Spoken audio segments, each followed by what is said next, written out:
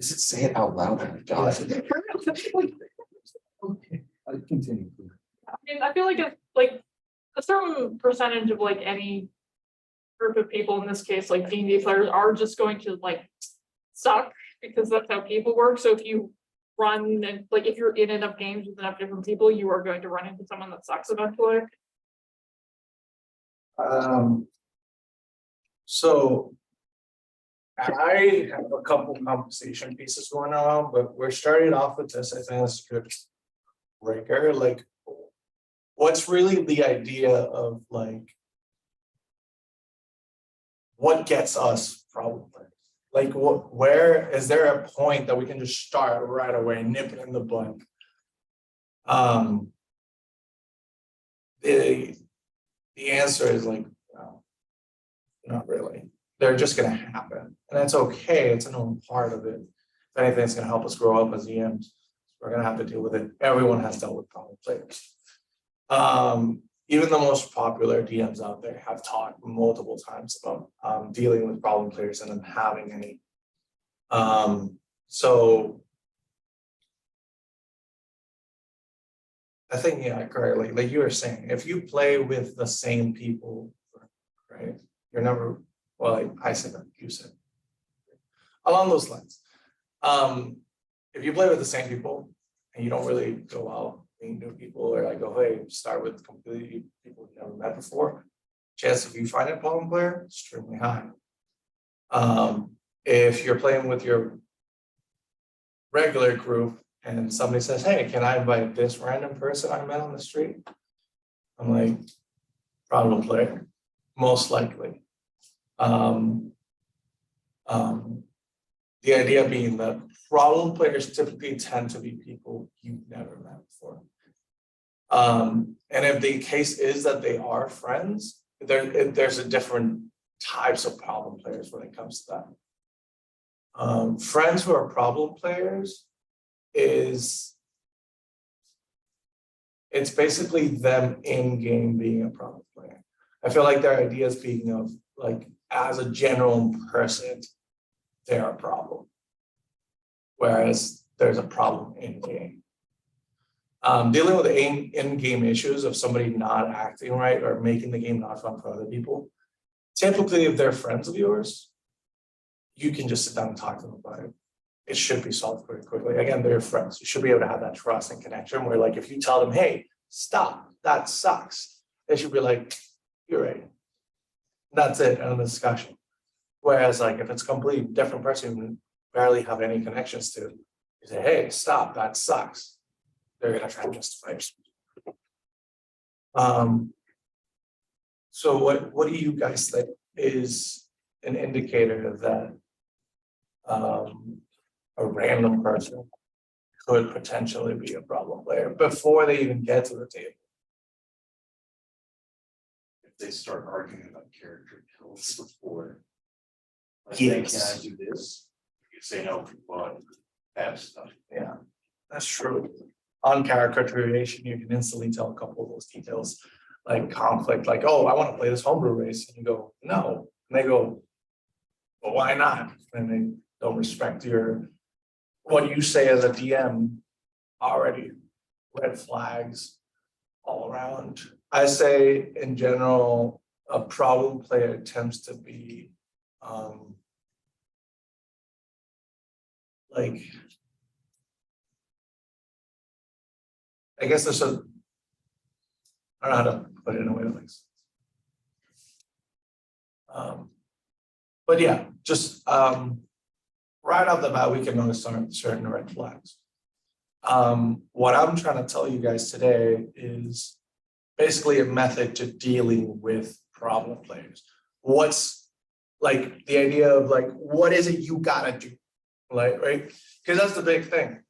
Us DMs, we don't want to sit down and tell someone, hey, you're ruining it for the rest of us, right? That's a terrible conversation to have. It's not fun for anyone. But when it needs to happen, it just needs to happen, right? Like, I always think of D&D as like as a DM, like what your role is and why is it important for you to deal with problem players and not your other players. It's the idea that your game, your D&D game is your house. If somebody comes in your house and starts disrespecting the rules that you set in your own house, the person that's responsible with ensuring that that person, it's let known that, hey, these are not the rules of this house. Hey, this is my house. I would appreciate if you don't do this. That's your job as the owner of this said house. Does that kind of make sense? Yeah. So, in that sense, I'm saying like, don't be afraid of doing it because you need to do it, right? Think about it too, like if you had your pet dog and you know your dog does not like getting picked up, some random stranger shows up, picks him up, and you see him whimpering, like you're gonna respond and you're gonna react quickly. That's your game right there. The little puppy, that's your game. And when somebody grabs it and does whatever you want with it, there's also not only can it ruin the experience for everyone else, but it can also make it worse in the sense that it's telling other players that this behavior is okay. And I'm allowing it to happen. That's why, as a DM, you got to have this immediate response of dealing with it and not letting it just happen. So I think what I like to think about it is, I came up with a silly acronym for it. I just call it ATTACK. There's 3 things that you need to do as DM. ATTACK is spelled A-T-A-K, not attack, like actually. You need, The problem player punched them in the face. yeah, for sure. Drop kicking, that's fine. You toss them out window. That's also true. You can, meeting is done, guys. Okay. Good. We got that out of the way. Let's go. No, so the 3 things I would recommend is understanding the situation, how to attack it, right? Different players require different ways of dealing with it, right? There's either an adjustment period that you need to do in your game, like for example, dealing with min-maxers. The best way to deal with it is by adjusting your game so that the min-maxer is not like extremely overpowered and makes your encounters look weak. Like that's an adjustment. That technically min-maxers are considered problem players because a lot of the times they do it for the sake of winning. But D&D is not a game that you win, right? So that's technically considered min-maxers. Min-maxers are considered technically problem players, but it's like a very low bar of it. You just need an adjustment on your game. Make sure your game is running smoothly. Combat next is random stat roll. So like at least, like I avoid point buy because like point buy is like an accuracy. Right. But the random stat roll at least like there's some, it's some fair, but like you know what I mean. Right. I just don't believe that if a player wants to be a min-maxer, don't just go, okay, no. Right. As a DM, the min-maxer player is also a player and they want to have fun. As long as they're not toxic about it, they're okay. But there's always that little line in between min-maxers and problem player. There's a very fine line in between them. As a DM, the best thing you can do is adjust your game. Don't tell them no. I mean, obviously, if you already set those rules beforehand, that's cool. But let's say a player goes, oh, I want to play thinking of a min-maxer class, I guess. Let's say they're playing D&D and they want to play a barbarian druid, right? And they're like, oh, I want 3 levels of barbarian so I can resistance to all damage. And I'm a moon druid so I can transform into all the animals with resistance all the time. Don't just on the spot go, oh yeah, no, I don't allow multi-class. Just because of that, are you afraid of that? Don't be afraid of those type of players. Like it's okay. You can adjust your game accordingly to those players. But I did get off track. Adjusting your game, that was an example of like something you could do to just adjust your game. You don't need anything more, you don't need to need anything less. Just remember they're also a player, they want to have fun. If you can just adjust the game without having to even have a conversation, it's okay. Like that's a good thing to approach. Another approach to take is to talk. Sit down and talk to the person. What does this mean? Sometimes a player does things unconsciously. And it takes them a bit for you to be able to sit down with them and go, hey, look, this is what's going on. I want to try and find a method to fix it. I want to talk about that specifically. What do you guys think is a good way to approach that conversation? As far as like what you guys can think of at the top of your head, what's the best way to approach just starting that conversation?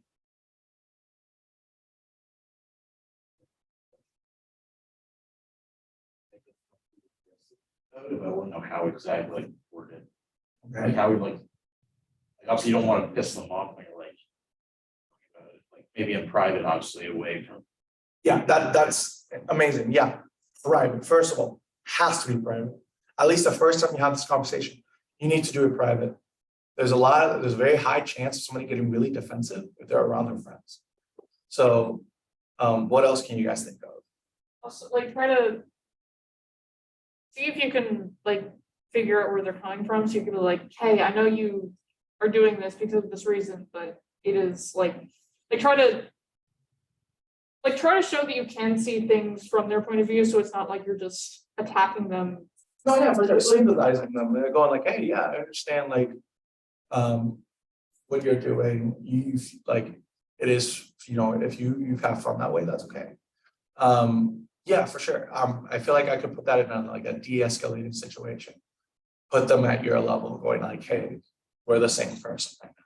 Right now, us talking, we're the same person. I'm running a game, you're my player, we need to talk about this stuff. And tell them, hey, I understand what you're doing, like, you think you're having fun and stuff, but explain, right? What else can you guys think of?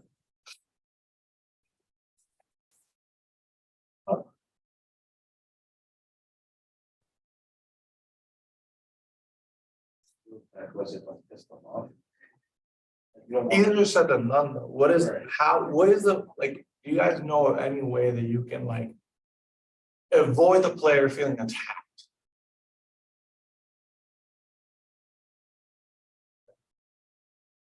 And psychology. When you're talking to someone, and this is not just a D&D thing, I feel like you can apply this in real life. Whenever you're discussing something that's uncomfortable for both parties, especially something that's like they did something wrong, and you do not sit down with them and go, hey, you did this, you suck because of this, blah, blah, blah, blah. Don't point fingers. Not good. You're gonna get them pissed off in the head, they're gonna have a higher chance of defending themselves, getting defensive, going like, oh no, that's not what's going on. What people right now, what's going on is the idea of turning an active voice into a more passive. How do you do that? The best way, and this is what people mostly use, is I feel statements. Let's say, Rithik, you drank all my Coke, my Coca-Cola. Let's say you drank my whole thing. Well, I'm pissed off at you. Instead of going, hey, what the heck, dude, you drank all my stuff. Why would you do that? Like, you suck. No, you're gonna get defensive. You're like, hey, come on, man, I didn't know that was yours. Blah, blah, blah. Whereas instead it was like, yo, like, you drank my Coke. I'm like, all right, dude, I feel really crappy that you kind of drank my Coke and you didn't ask for permission or anything. What the heck? You feel like that there's a different sense of like tone in there. You feel less attacked. You're more like, oh crap, oh, you feel that way. I'm sorry. Right? This is something you can do, like including the table. Look, we don't appreciate whenever or like we feel okay, we feel like we're losing our immersion whenever you leave the party to do something else entirely with your own character. I feel very like, it makes me really frustrated whenever you do this as a player, because then I have to deal with multiple. Having that conversation, have that tone of I feel like this. Whenever this happens, X, Y, and Z happens, I feel like this. And be honest, don't hold back on that conversation, because again, they should reciprocate with your feelings. They should understand, hey, you know, like, that's not cool. And normally that's how you want to lead a conversation. That's the tone you want in a conversation, and that's the best way to approach it. What do you guys have any like ideas of when you should sit down and talk to a player like that? When like players are perceived like visibly reserved when that player is doing this problem action. Like being, like what you said, like,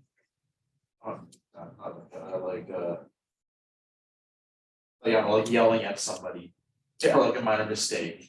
And then like players are getting more really uncomfortable. It's like, it's bringing the move down.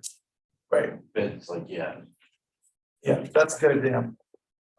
A player that kind of like feels like they're the ones in charge, and they put others down whenever they don't follow what they would think is the right thing. That's a good time to sit down and have a conversation privately. Okay.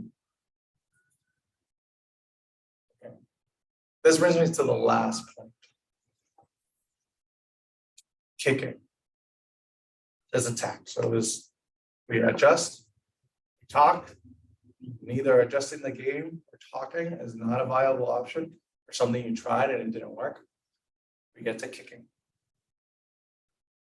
What a lot of people hate about the idea of kicking other players is, hey, they are my friend. If I kick them out of the table, I'm scared of what that's going to do to my relationship. Right?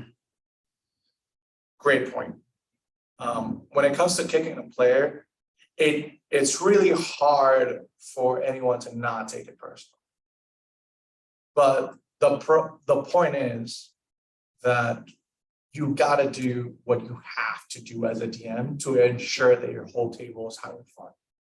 If one player specifically is the one bringing your whole table down and making your games not fun, that has to happen.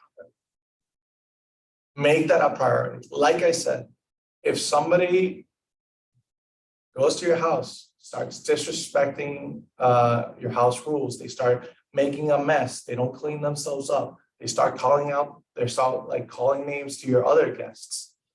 Like, it could be family. If you got to take them out of the house to ensure that everything is going smoothly and they're clearly being an issue, you got to remove them from the house. Plain and simple. If you don't want to, that's your choice as a DM, but just understand that if you already tried adjusting the game and you can't adjust it further, if you already tried talking to them on multiple occasions, didn't work either, that last step is what you got left, really. What I like to do, at least when it comes to problem players, I have a strike system, right? Where like, if they do an offense, have a talk, I just take them apart, I take them away from the group, sit them down, I talk to them, have a conversation. If they listen to me in the conversation and let's say their behavior didn't improve, all right, I'll try I'll try again, take them away, sit them down, I'll have another conversation. Your behavior didn't improve. You make me feel like I'm not being listened to here. Like, let's talk this out. Let's try and give each other solutions of what we can do, work this out. The third time, you say this in front of the group. And that's another uncomfortable thing. When I say tell you in front of the group, you go, hey, that's when you have to put your foot down. And that's like your first time of like the tough love part. On the table, say, hey, you're doing it again. We had a conversation about this. Please stop. The reason you need to do this, and the reason why I would suggest doing it before kicking them out, because a lot of the times your table does not know what's going on. In the sense of they didn't know you have taken them away multiple times and had a conversation with them. Because if you take them privately, chances are they probably didn't pay attention to that. Or chances are they didn't notice. Saying that in front of a table, again, is tough love because you gotta do it, but that gives everyone a chance to go, oh crap. The DM has given them multiple chances. Everybody in the table is understanding, hey, the DM has sat down with them. Okay, cool. And if they keep doing it, that's when you strike out. You're done. Normally, when I kick players, and I've done it multiple times, I unfortunately have had a lot of run-ins with problem players, many occasions. When it comes to kicking, the best thing I do is go to the rest of the group. And hey, this has been going on in my games. I've talked to the player on multiple occasions. How do you feel if I were to kick him? A lot of the times, when it comes to like a really bad problem player that you have to kick him, when you get to that point, chances are your party feels the same way. They will agree, or if they do give you a suggestion, I would say, try it. If they go, hey, look, can we try and do this beforehand? Try it, go for it. Doesn't work? Again, have that conversation. Just make sure that when you kick someone out, you gotta agree with the table. Again, this is a group game. You might be the DM and you might have the rules, but you can't just you get out with nobody else agreeing, because then you're just gonna piece everyone off. Have a conversation with everyone else. As far as my experience goes, everybody agrees with you. When you say, hey, this player has to go, your players probably wanted that player to go way before you noticed that they had to go. So yes, have the conversation with everyone else. Everyone is agreement. Sending a message. Either sit them down, talk to them again, or Discord message. That's what I do. I sit them down, I go, hey, look, this is not working out. I've tried multiple occasions to sit you down and talk about it. And I talk to everyone else. I just I want you to understand that it's not something I like doing, but it's something I have to do, and I want everybody to have fun. And I feel like with what we talked about, this relationship with the group is now working.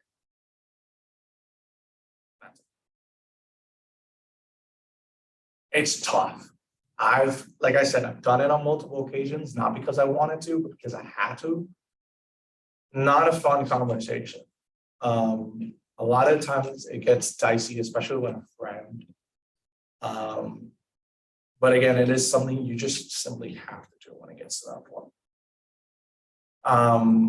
So I want to also get this conversation going by talking about what a problem player is, right? Because what is a problem, right? Well, what would a player do to make them a problem? We already talked about something that was like, oh, someone who yells at the others. Cool.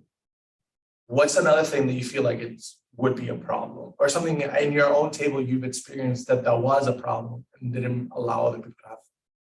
The tables, I know it's been a pet peeve for me, quality control. I just get really annoyed by super loud. Yeah, for sure. And that's when we just talk about. We get to the talking stage at that point. What else? I've had issues with players that were like super nitpicky and complaining about stuff, and it was like just a constant like it would turn into a thing where I constantly felt like I had to appease this person, or they were going to start complaining about stuff, and then it would just be miserable. For that, I just say just stick to what you want to do at that point. Well, that's just how I would do it. It's like they don't like this rule, they can. But that's how I would do it. I would probably just I would talk again. It's about communication. A lot of the times these things happen not because the person it's like that. Like that's a very low chance that that's the case. But when you sit down and you go, hey, I'm running in my game But I feel like I'm walking on eggshells whenever I'm running it, because I just feel like every time I describe something like that's gonna happen, it's gonna turn into an argument that's just gonna take us away from the game. Right? Having a conversation like that, talking to them, having those discussions are important. You need to have them. That's the idea. And honestly, like there's not much more than that. What other situations do you think you could have a problem player?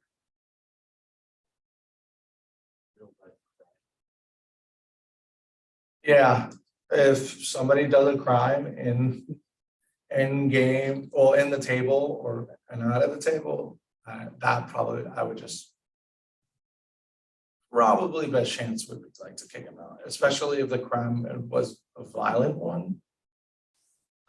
I'm just saying because I also dealt with that. Was not fun. I would say again, talk to your players. They will agree. They have to go. Right, good thing that. Another thing, like, what do you think in-game stuff? Like in-game, like, oh, I hate when a player does this. Of the captain hindsight.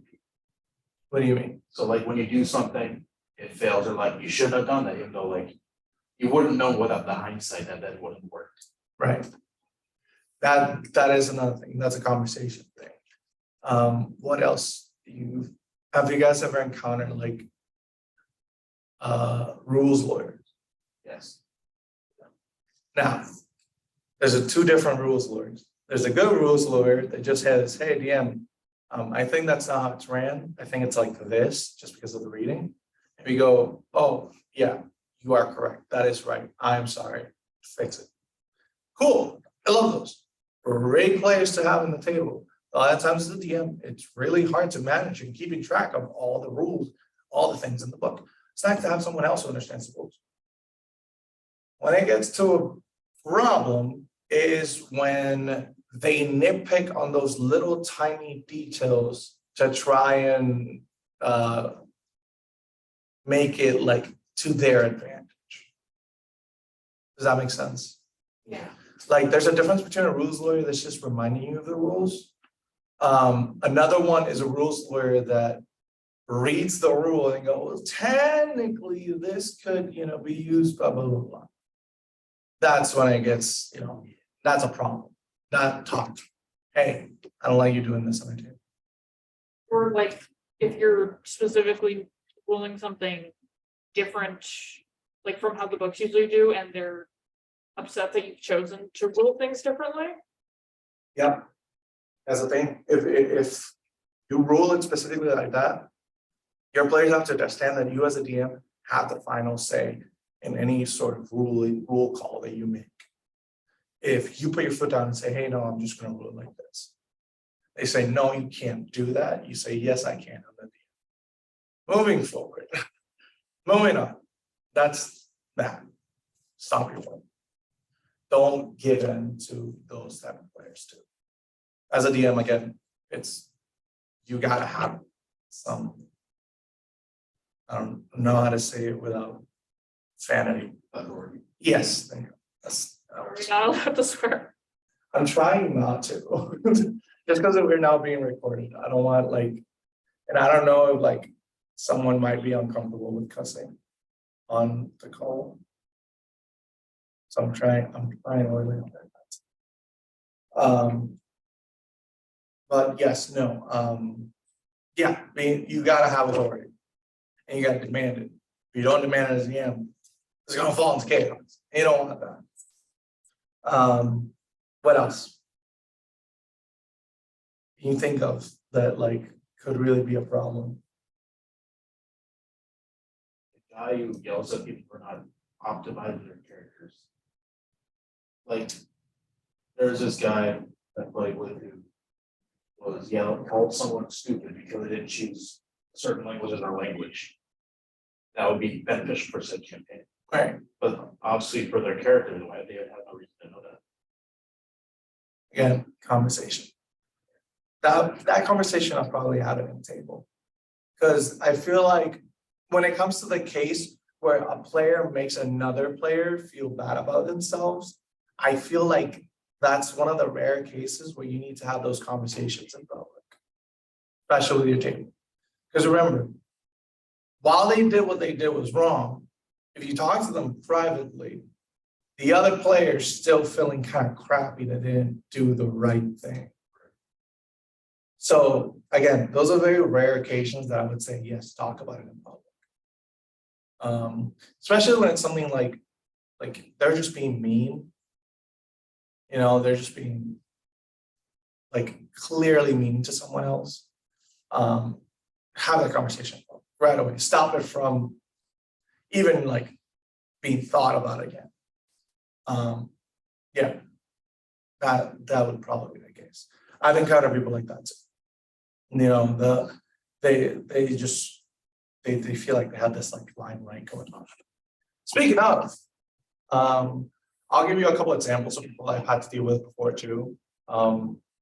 Limelight players are a big one. What's a limelight player? Player that makes it all about themselves when it comes to role playing.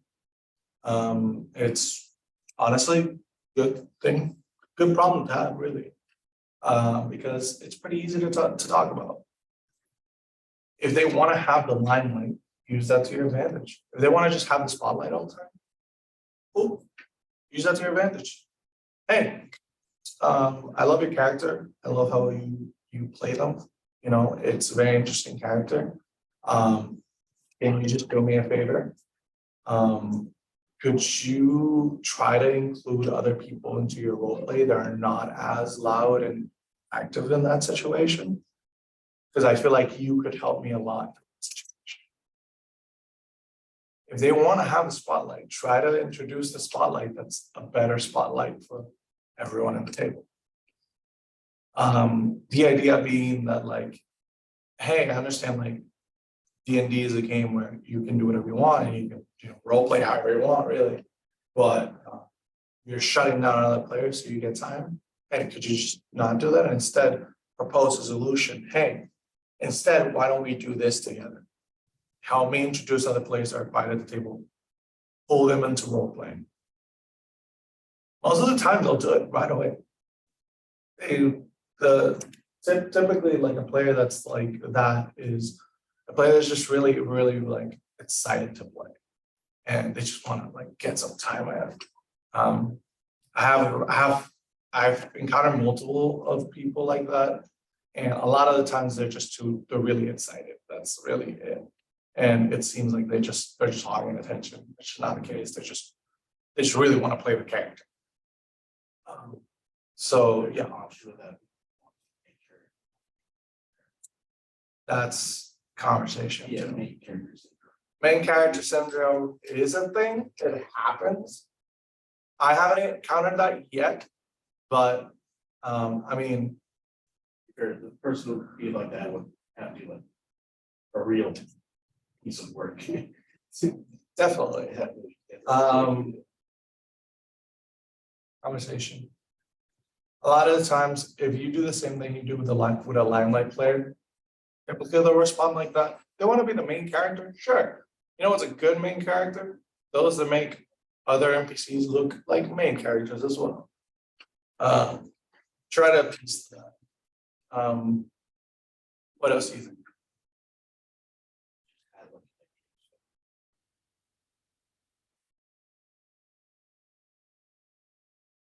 We're talking about like players getting angry over unauthorized builds, but I guess another problem with people who play the game like a video game. That's usually like newer people. Yeah, I guess like an option of new players like don't do the game where it's played in a certain way. Just because they're just experienced of how it works. typically that's not really a problem player. Typically that's just a new player. There's again another one of those things is there's a fine line between what's a new player behavior and what's a problem player behavior. What I would say to that is if it's a player that just thinks the game is a video game and starts acting like such, try introducing ideas that can only be translated as roleplay elements. Exactly, consequences to your actions. Hey, you don't get to just steal from the guards and get away with it. They're gonna start looking for you. Or you're not trying to look for a character that stole the items. If they didn't get caught, like, the idea that the world reacts and breathes around you is not a video game. If it was a video game, it'd be a really good one. So yeah.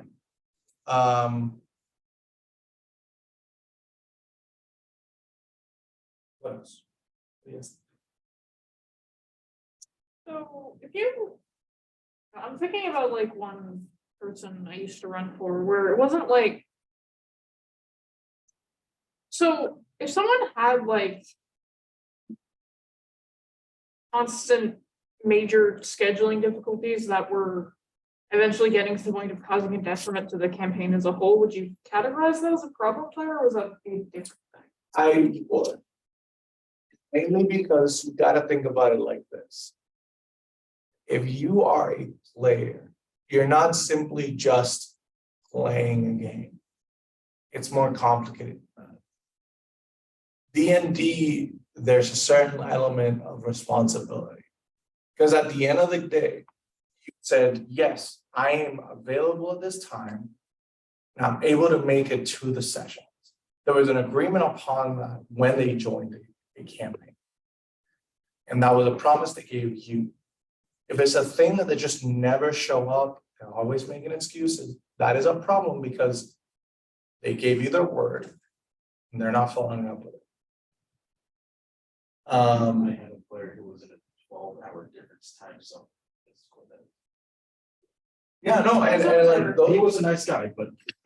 those things does happen, but again, it's a thing where you agreed to be in a campaign, you don't show up or you don't make the time for it. You can't be in the campaign. You should have said, hey, no, I'm busy. Like, hey, no, normally at this time. The way it has its circumstances midway where they. Well, then that's a different topic. If it's just somebody that just says yes, and then they just never show up, that's a problem. If it's somebody like life happens and schedule changes, that's something you can talk to a player with and then have a schedule change. Because that happens, at least when you're DMing for the school, people graduate or people have different time schedules for the classes. Have a sit down with those players, say, hey, what's a new schedule we can all agree on? And then that's okay. If you have to do that, that's okay. That's adjusted. That's great. Good. If it's yeah, I'll be there and they don't go, then yeah, that's a problem. Best case scenario for that would be you can talk to them about it, try and figure out what their circumstances, why they're not making the sessions. And if it's something you can help or change, try your best. But if that's not the case, you're just gonna have to kick them. Yeah, that ended up, so the player that was having the scheduling stuff, it wasn't necessarily their fault, but they were also the person who was like constantly complaining about things. So I really should have kicked them because I think that's the reason I ended up losing interest in that as a whole. But it was just circumstances were kind of complicated because it was a weird situation where the players were closer friends with each other than I was with them, and so it was whole. Yeah, that makes sense. I mean, in that case, I would probably yeah, that's a complicated situation. If I was in your shoes, I would probably have a conversation with them and a conversation with the group as well. But like, hey, this person is not showing up with a session anymore. We've talked about it. We can't come to a solution.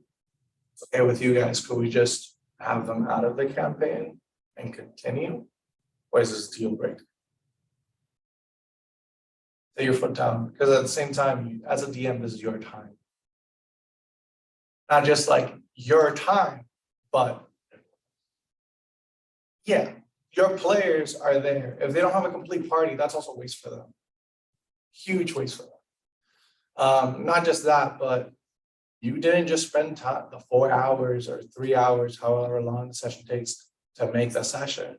You took time out of your day previously to that, make maps, understand story elements. You took time to draw maps, make minis, paint, make all these certain things to have a perfect game, and then the player just doesn't show up. They don't show any sort of like, and then makes it not easy for anyone to have fun. That's a problem. So to that, I would say, like, I would have had a conversation with the group, especially on one of those days where they don't show up. Not like to talk crap about them behind their back. Don't do that. That's just not healthy for anyone. But talk to the group, see how they feel. Most of the time they will agree. Because if you notice a behavior that's negative, the group noticed way before you. One thing I recommend is don't do blanket statements for the whole group. Like say like, you never do that, because usually when you do that, the person who is the problem just assumes it's on them. Yes. I agree wholeheartedly to that statement. Don't just go, well, some people are not coming to the session, using your example there. Doesn't. You gotta be specific about certain things. And also, if you do that, you're not asking for authority. You're being very suggestive and like, I don't want to sound like freaking I don't want to use alpha male language, but it sounds submissive, and you don't want that. That's passive. Yes, there you go. You don't want that because you want your players to understand, hey, no, I'm active in this. I need you to know. Like straight up, right? So what if it is something that like a lot of several of your players are doing? But like, I don't. Obviously if there's something that several, like if multiple of your players were having the same problem, would you go talk to them all individually, or would you still like, would that be a reasonable situation? So that I would say depends on the problem. If they're being toxic to each other and to other people at the table, I would probably have a conversation individually. If it's something like in game, that's like a small adjustment, like you guys go, hey, could you guys like in game, you can just go, hey, could you guys like then I was like, yeah. So it really depends on the situation and what the problem is. Some problems require you to talk about it in session. I guess you could say the more severe the problem, the more likely you have to do to stop it right when it happens. Less severe, you just take them apart and talk them individually. That's how at least I look at it. Because just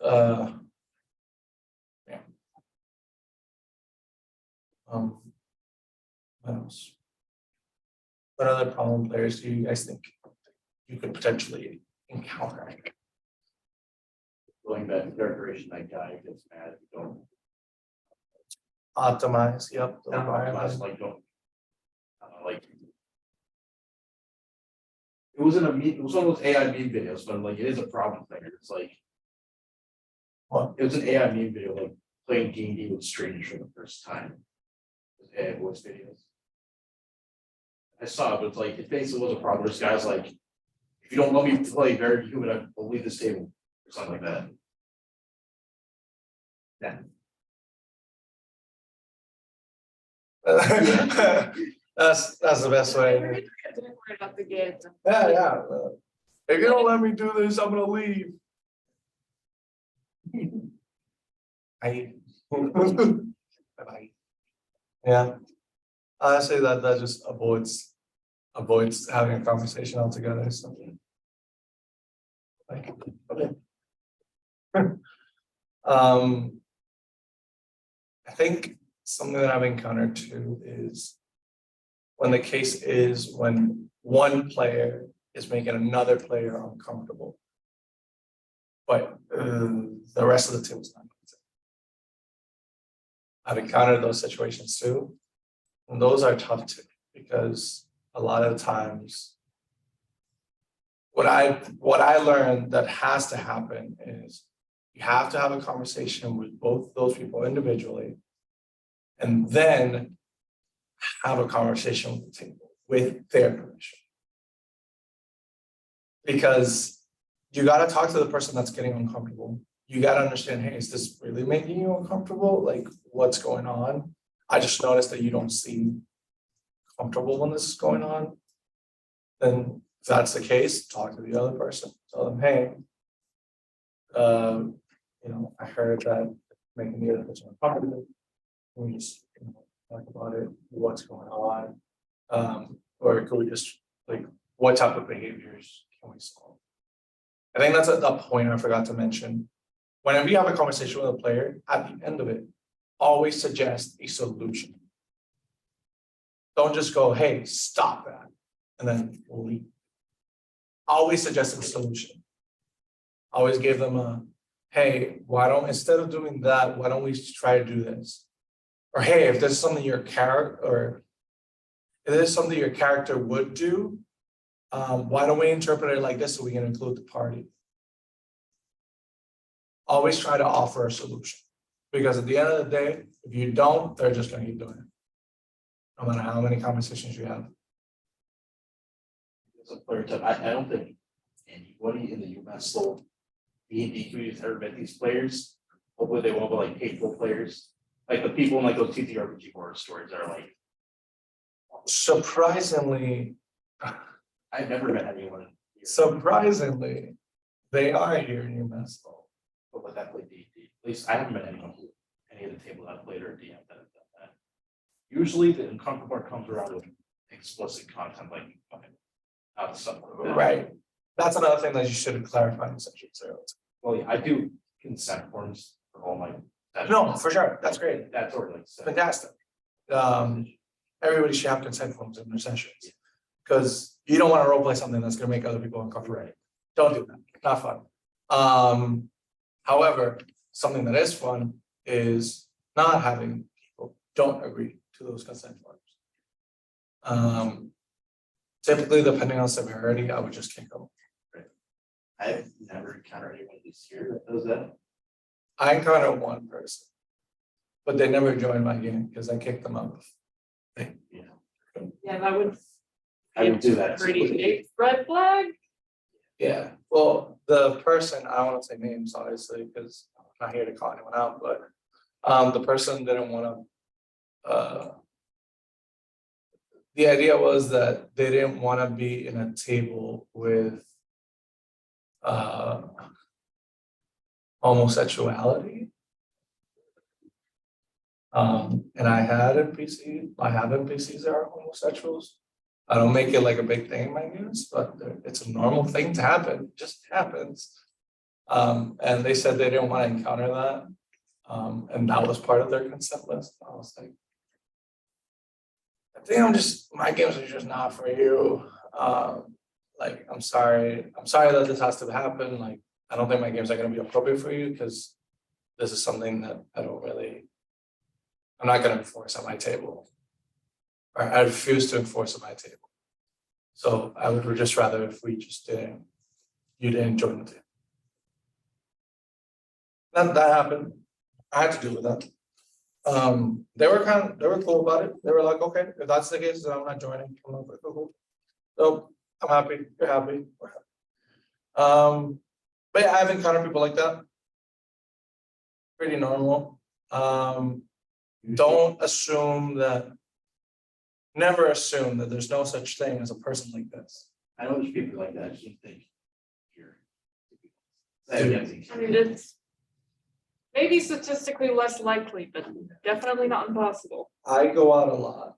And I meet a lot of colorful people. Just put it like that. So, yeah. I want to bring up another issue that could be potentially a problem player. Cheaters. That's a problem. We don't want cheaters at our table. Now you might be thinking of, huh?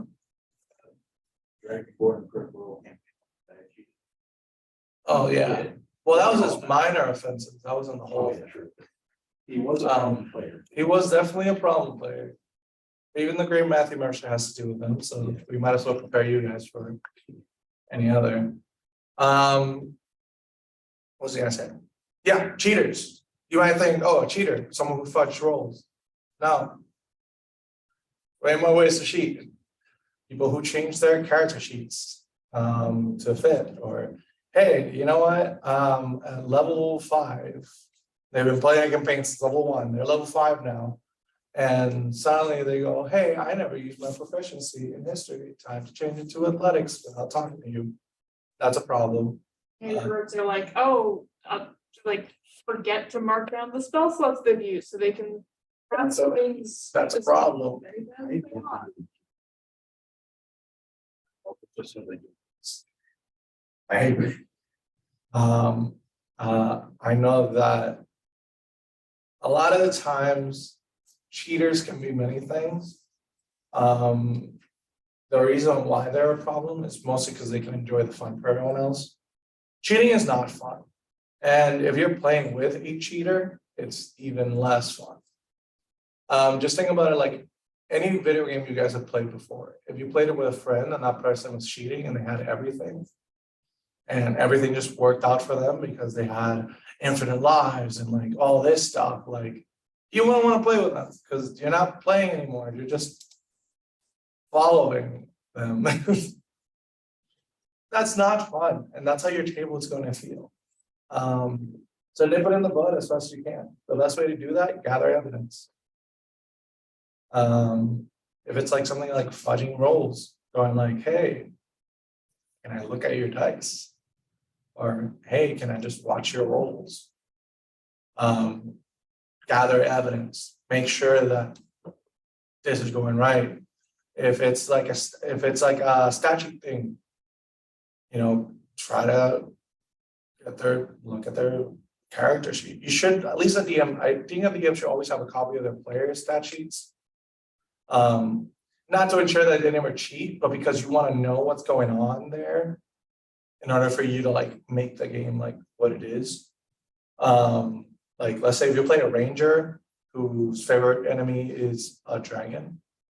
I would like to have the stat sheet and be able to read that so that I can toss dragons into there. I want them to feel cool. I want to show the dragons in there. You know, that's D&D. So yeah, always remember as DM, always have a copy of the stat sheet. But it also prevents them from cheating because they know you have a copy. If they change anything on it, you will know. Like, hey, this doesn't match up. I don't see you have proficiency in this skill. Why do you suddenly have it? Or hey, that was your last spell slot. Keep track of it. You don't have 5 first level spell slots. You're level 1.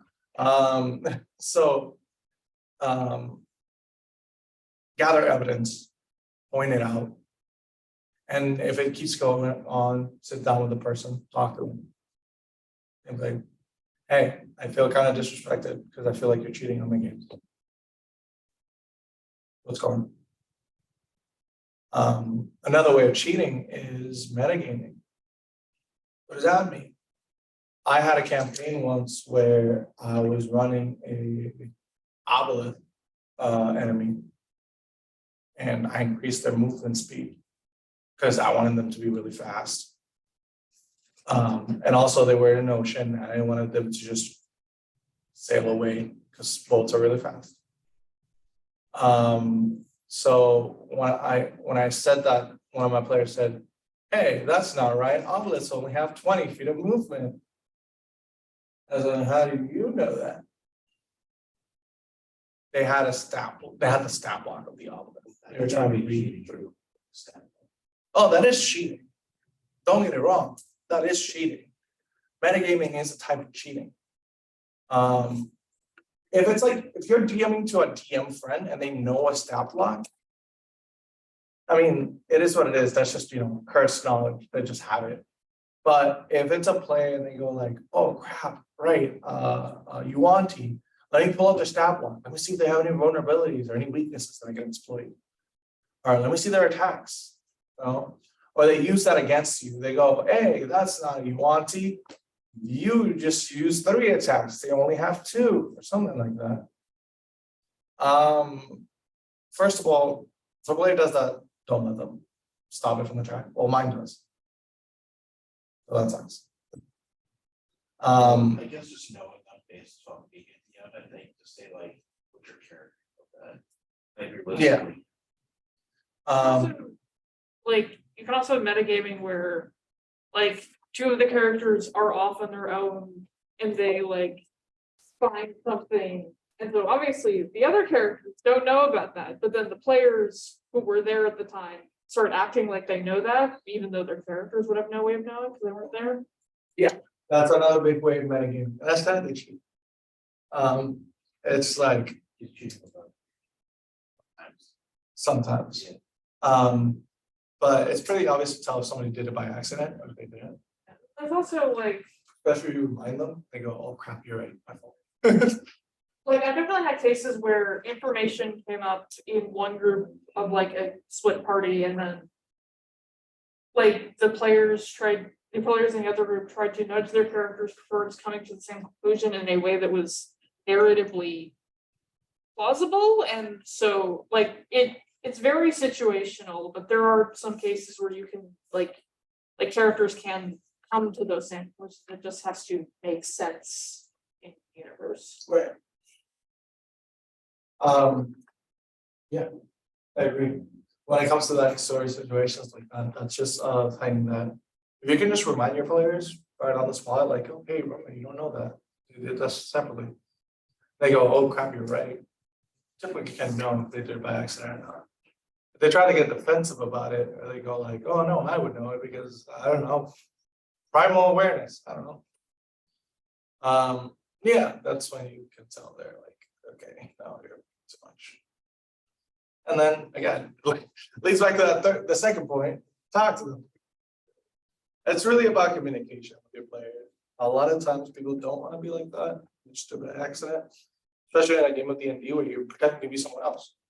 Right? It's not as easy as it sounds. If a character was like, what if a metagaming character was like not smart, start doing particle physics, like something that would be smart, but then character probably not know. I mean, Well, the player would know that. It's like the comp setting, my character probably not know what computer, like how the fuck math works. right, but that would be more of a case of like,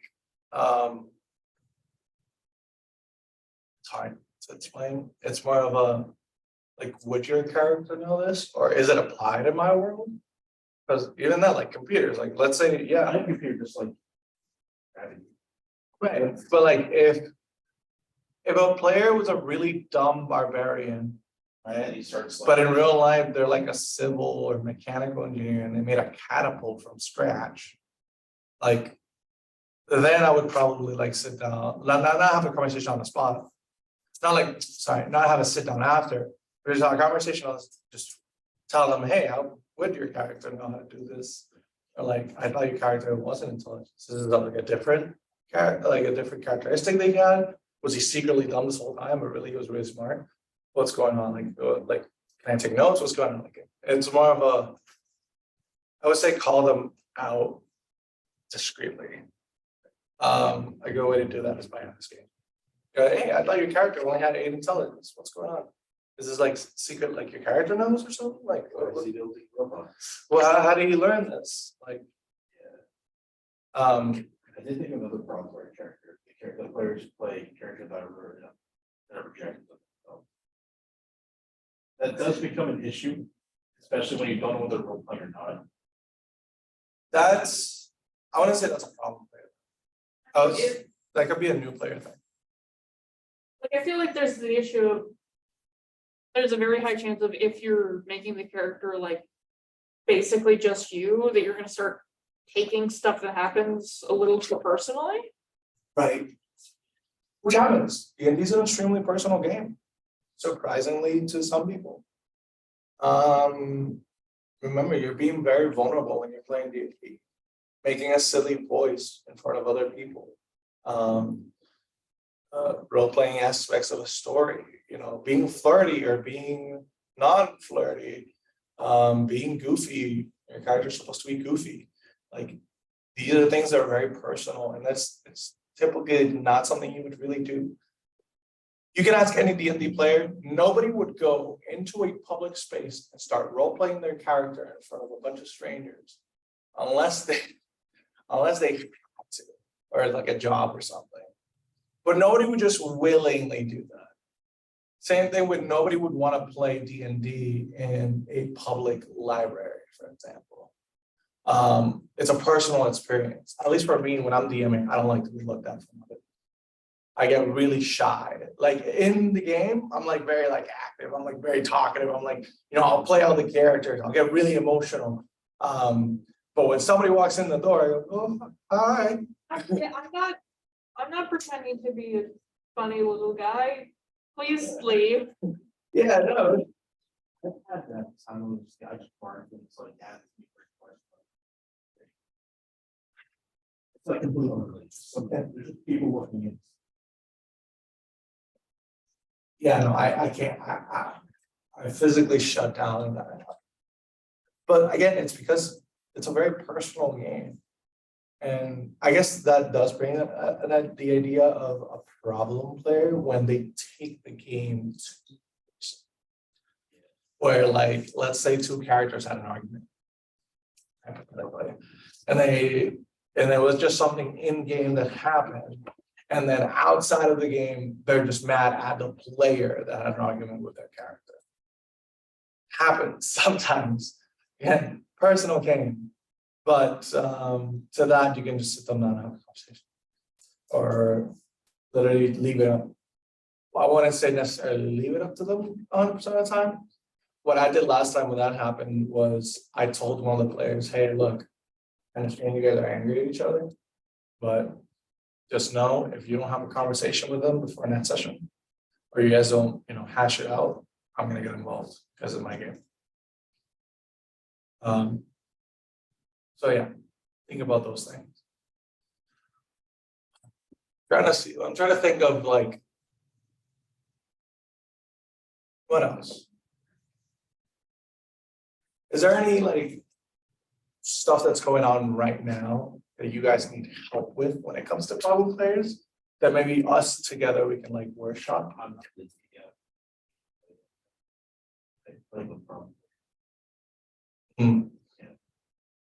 What is the problem? If it's okay with you. Oh, yeah. Yeah, the other one, that issue was mainly like they would. I was gonna say like they got name free, so they choose a certain language of the character.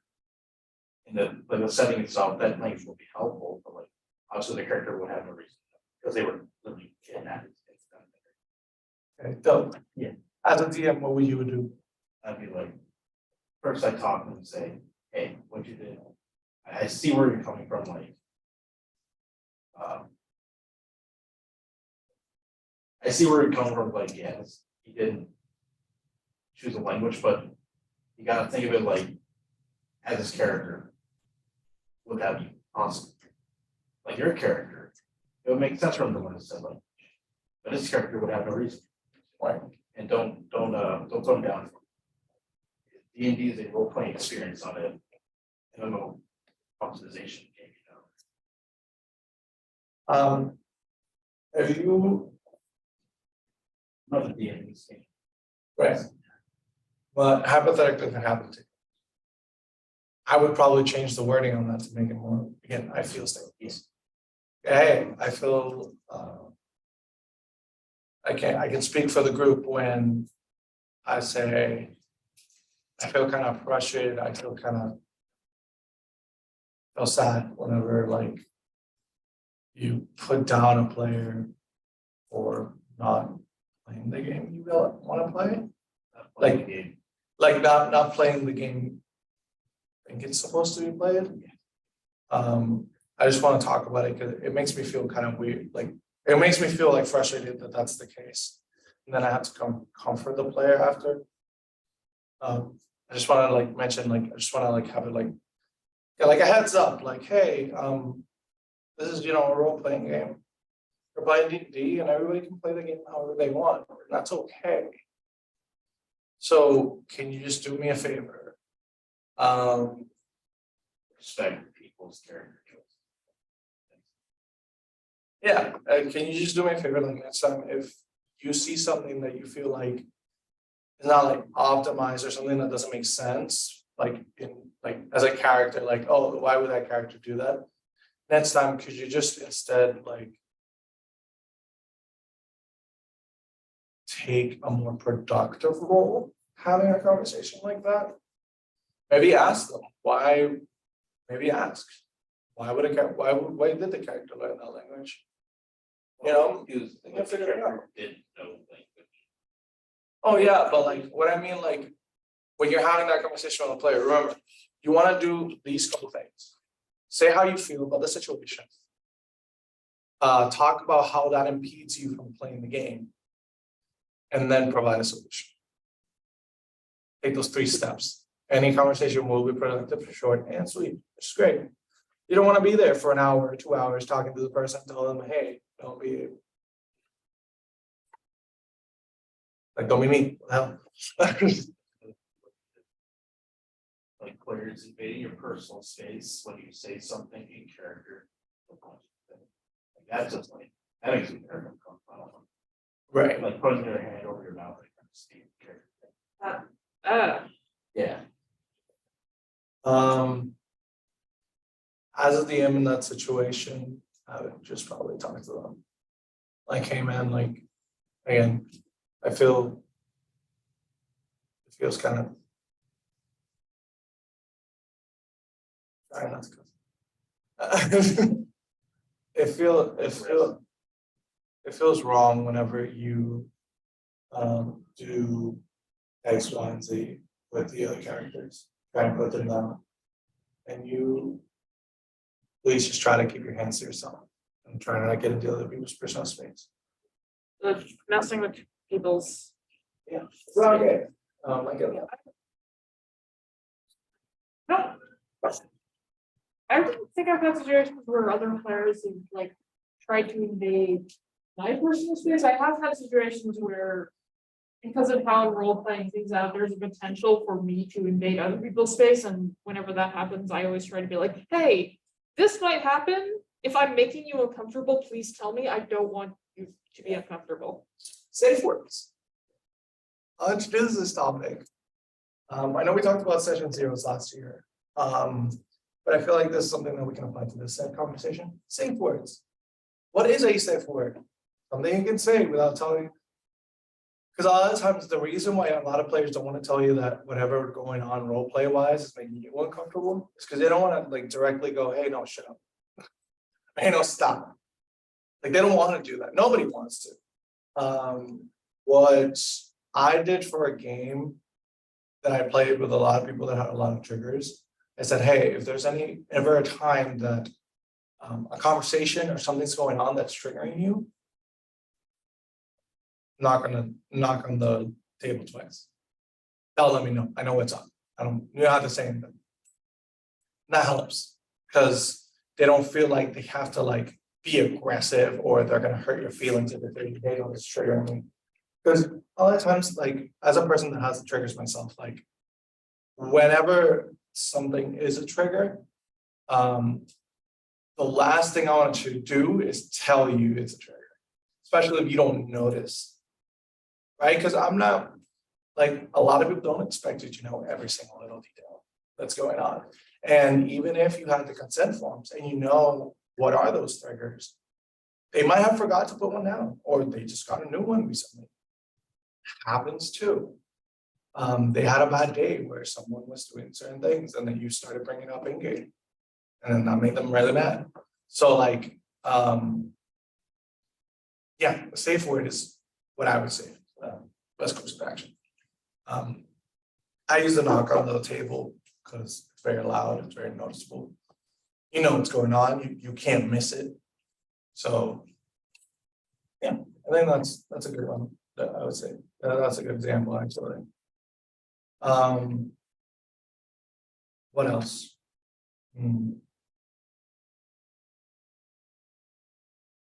Oh, players, another trouble, players are doing something else. Like playing video games. Oh my gosh. That's one of my biggest pet peeves when it comes. Especially when it's live.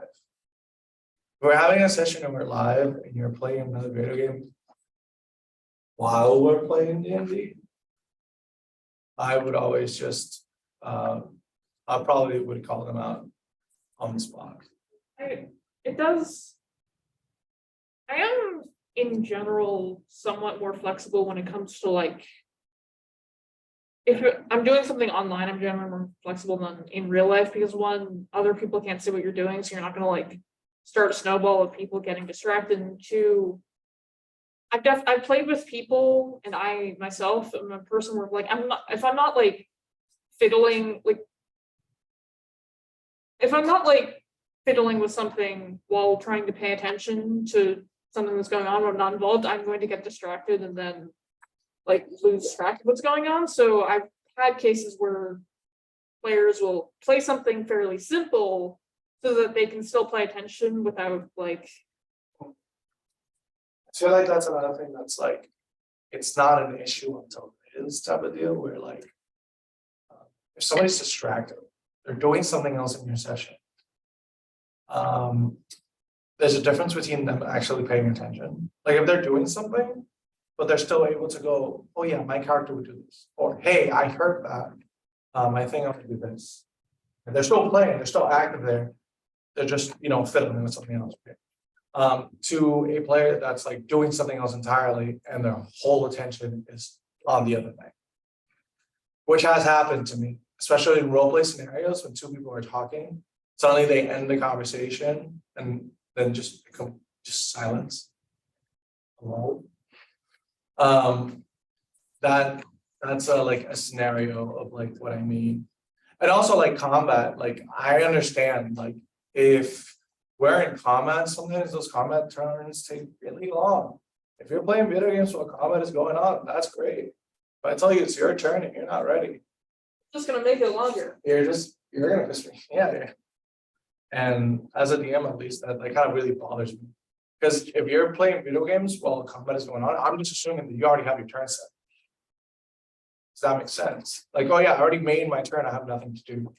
Whereas like, oh crap, no, like I have to sit down and read, like what does the spell do? Or what does this do? Like I need to prepare my round first before like I do anything. And then when it's your turn, okay, yeah, it speeds up. Yeah, I already have that set and done, boom. Or if combat changes dramatically, which happens, especially when you're using like terrain and maps. Combat can change very drastically. Enemies will move around, players will move around. Shoves, push, prone, conditions. All those things are gonna happen. If you weren't paying attention to those certain changes in combat, it's gonna slow down the game. It's just gonna make it worse for everyone else. So that I say, if it's like a first or second offense, I would say just call them out on the spot. If it's a continuous issue, have a private conversation about it. And if they just gonna keep doing it, regardless of anything, it gets to the point where they're just never literally fit, like mentally not there, I would kick them out. Now, like conversation about, hey, come on, like we've had this conversation multiple times. You're not really, paying attention to my games. Maybe even offer like a spectator role if that's the case. Because that might be a thing. Like a lot of times I like listening to D&D games while I'm studying. Not studying, but like doing math. Specifically math. Because it's just labor that you have to do. You don't really have to think that much sometimes. Especially like homework assignments. Yeah, I can still pay attention. I know what's going on. But I'm just like you said, I think that's the best word to get it, like fiddling with something while the game is going on. Yeah, I usually just. Sorry, this is going on. Never mind, that's not.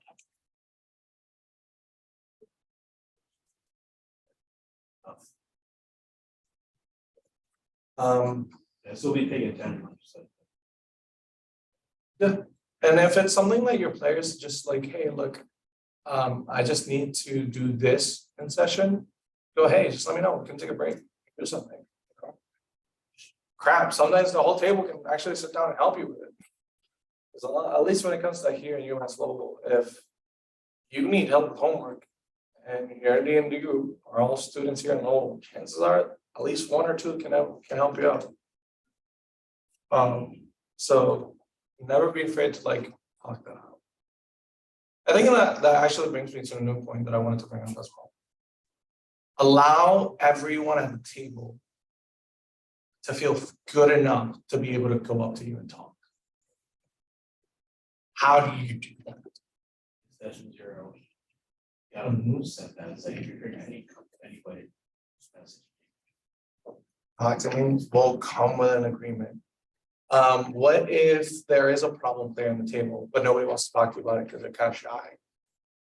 How do you, as a DM, how would you make it like it's okay to come talk to them? Like, Would DM know the problem? I would say if you just noticed a problem player and you look around the table and you notice how the table feels, whenever that problem player is acting up, Say that talk of the problem. but after talking to the problem player, say you fix the issue. like check in, like maybe then go check in with the people that like seem to be uncomfortable with this, be like, hey, is everything okay? Is something making you uncomfortable and how can I fix that? And that's the best way to do it, going out to them. Because a lot of times I will see players that are clearly uncomfortable, but they don't go up to me and talk to me. That's not cool. That's not a problem player in and of itself, because a lot of indie players are like that, they don't want to. So a lot of times like that problem player can be their friend. They want to tell the DM I'm their friend, like, you know what I mean? Like those things happen. But going up to them, tell them, hey, I noticed this was going on when this happened. Are you okay? Feel comfortable? Like, is there anything I can do as a DM? That's the best way to do it. The idea being that like, if they don't want to go up to you, you pull them towards. You go, hey, let's go. I see you uncomfortable. I see you're way too quiet compared to other times. What is going on? If it's like something small, like, oh, not like small, if it's something they don't want to talk about clearly, like, oh no, it's just stuff that's going on at home. Drop it. Let me, hey, I understand. What can I do to make you more comfortable? If it's going like, oh, I just hate it when this other person does this, X, Y, and Z. Like, they always make me feel like this, X, Y, and Z. Talk to the person that made them feel that way. Remember to always keep your table clean and those certain things. So okay, so we have to leave. I think we got a good conversation going. I just want to bring a couple like last points. Attack. Either adjust your game. Your game needs a something. Your game either needs an adjustment, it either needs a talking to, or it needs a kick. When it comes to adjusting the game, it could be minor things in the game, just mechanical wise, not necessarily story wise, just to fit whatever the player's trying to do, just to make everyone have fun. Those are small things. That's an alternative that you can take. Talking to is normally your go-to. Always try and talk to a player when they're not behaving properly or making others uncomfortable or making your game go to a full stop. Again, it's your game, you gotta defend it. The best way to do it is by talking and communicating. Kicking. Normally the last thing you get to your last effort to do, but don't be afraid to do it. If it needs to happen, it needs to happen. You know what I'm saying? You can't just let it happen. Because if you keep that behavior going, people are going to get bored of your table, or they're not going to feel as comfortable in your table. They're not going to want to play. And as a DM, that's the worst feeling you can get, when people don't want to play at your table. So, again, always keep it the last effort. And a good rule of thumb: 2 private talks, 1 public one, a kick. You talk to them privately 2 times, 2 different occasions, they didn't listen. You tell them in front of the group, they didn't listen. Finally, you talk to the group and ask them if it's okay to kick them. Tell them the reasonings, tell them, hey, I talked to them before. It's not going anywhere, and it's really halting the game, making it feel like this. What do you guys think? Once all that communication is going through, I think. Think of DND, especially as a DM, it's your game. This is your narrative. You're the person that's in charge of making sure that this narrative is comfortable and fun for everyone at the table. If anything at all is not allowing that to happen, where that be a problem player, where that be the room is uncomfortable, where that be there's not enough snacks, that's a DM thing. That's your thing. You're the host. Everyone else is a guest. Put it like that. It's your job as the host to make sure that everyone at the table is comfortable and everyone, any single issue is dealt with. And yeah, that's basically the end of this conversation. We do have, can you just give us what's going to happen in the next ones? Yes.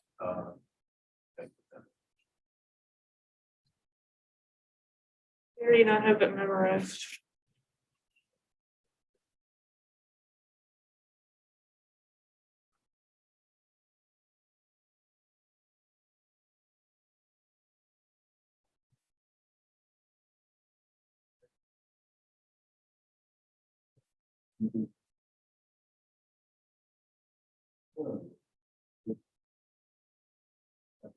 Yeah.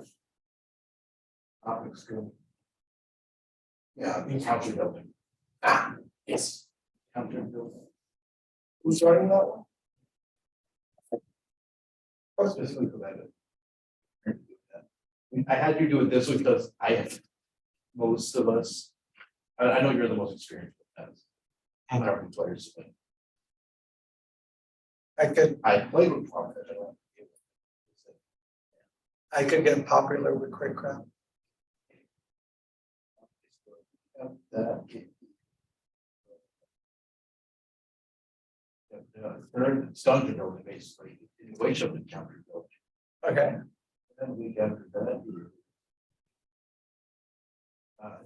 DMing new players. Mhm. And push up to that story. Oh, Yeah. all right. We're to make that. Thank you guys for coming. And Thank you for coming I to my I hope I give you guys some insights of what really is like your job when it comes to problem players.